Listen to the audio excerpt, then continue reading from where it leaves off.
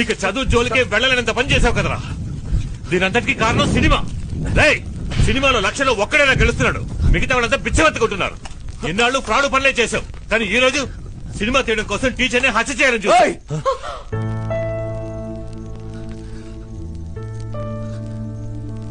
అంతకుండా అంటున్నావు, నేను హత్య చేయడం చూసావా నువ్వు? అవునయ్యా, నేను ఫ్రాడ్నే. దేనివల్ల? నీ వల్ల, నీ కఠినమైన పెంపకం వల్ల. చిన్నప్పుడు ఏడుస్తున్నా తీసుకెళ్లి స్కూల్లో దించావు, ఇప్పుడు కూడా చదువు చదువు అని ఏడ్పిస్తూనే ఉన్నావు కదయ్యా. సినిమా కోరిక రాగానే తిన్నగా నీ దగ్గరికే వచ్చి చెప్పాను. అప్పుడే నువ్వు పర్వాలేదు, ఒకసారి ట్రై చేసి చూడరా అని సపోర్ట్ చేస్తుంటే, ఇప్పుడు నాకెందుకయ్యా ఈ పరిస్థితి?